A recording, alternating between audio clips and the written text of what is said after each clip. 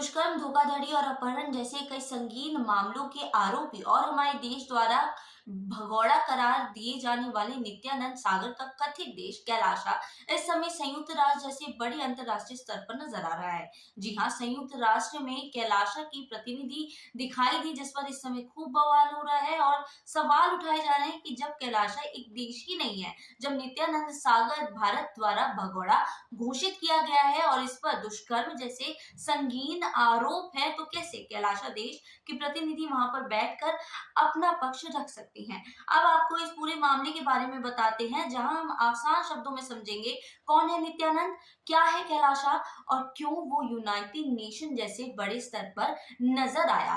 अब आपको पहले बता दें कि कौन है नित्यानंद। नित्यानंद भारत के उन कथित बाबाओं में से एक है जो खुद को भगवान बताते हैं। साल 2003 में उसने बेंगलुरु में अपने आश्रम की शुरुआत की थी। साल 2010 आने तक उसने अपने आश्रम की कई ब्रांचेस खोल लिए। इसके बाद 2010 में ही उसका एक सेक्स सीडी लीक हो गया, जिसके बाद खूब बवाल हुआ। मामला यहीं पर नहीं थमा, 2012 की बारी आई, जहां उस पर दुष्कर्म जैसे आरोप लगे। इसके बाद साल 2019 आते आते उस पर एक बार फिर आरोप लगा कि उसने दो लड़कियों का अपहरण करवाया है और उन्हें बंदी बनाकर रखा है। नित्यानंद इसके बाद देश से फरार हो गया, जिसके बाद हमारे देश ने भी उसे भगोड़ा घोषित कर दिया। इसके बाद नित्यानंद गया अमेरिका।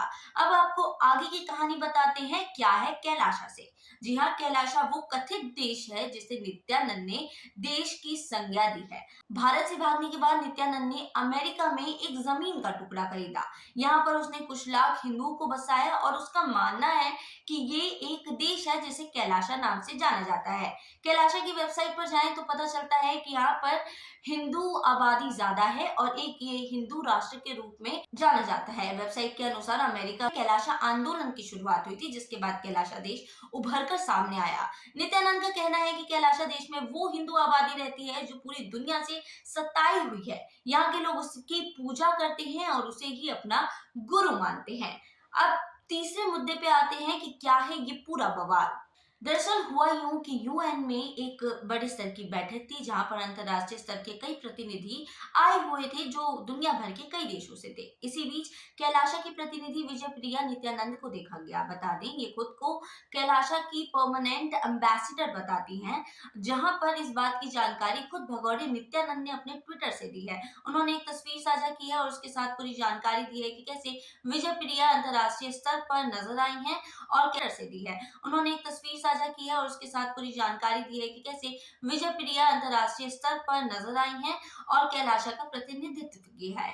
अब आपको बता दें उन्होंने किन मुद्दों को यूनाइटेड नेशन के सामने रखा। उन्होंने भारत की शिकायत भी लगाई है और कहा है कि नित्यानंद ही हमारे गुरु हैं, जिन्हें कैलाशा के लोगों के भलाई के लिए काम करने पे रोका जा रहा है और उनका उत्पीड़न किया जा रहा है। कैलाशा जैसे कथित देश का यूएन जैसे अंतर्राष्ट्रीय और बड़े स्तर पर दिखना इस वक्त खूब विवादों में घिरा हुआ है, जहां लोग इस पर सवाल उठा रहे हैं कि क्यों कैलाशा इस तरह की स्टेज पर नजर आ रहा है, जहां वो खुद को प्रेजेंट कर रहा है और भारत के खिलाफ भी बयानबाजी कर रहा है। अब आपको बता दें कि यूएन पे कौन से देश और कौन सी संस्थाएं जा सकती हैं। हमारा अगला पॉइंट है कि कैसे कैलाशा यूएन पे पहुंचा। आपको बता दें, यूएन एक ऐसा अंतरराष्ट्रीय संगठन है जो वैश्विक स्तर पर मानव अधिकारों की रक्षा करता है। यदि कोई व्यक्ति या कोई संगठन या कोई संस्थान अपने अंतरराष्ट्रीय मानव अधिकारों का हनन महसूस करती है या उसे ऐसा लगता है कि उसके अधिकारों की अवहेलना की जा रही है या फिर उसके अधिकारों को छीना जा रहा है या किसी भी तरह से उसका उत्पीड़न हो रहा है, तो वो बिना किसी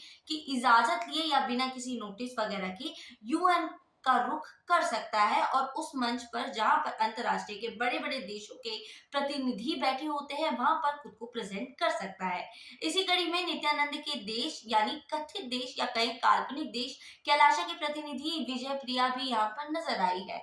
ऐसे में देखा जाए तो विजय प्रिया का यहाँ नजर आना कोई ज्यादा बड़ी बात नहीं है और दूसरी तरफ देखा जाए तो हाँ, ये बड़ी बात है क्योंकि कैलाशा वाकई एक काल्पनिक देश है और जिसे नित्यानंद, जिसे भारत भगोड़ा घोषित कर चुका है, उसने स्थापित किया है।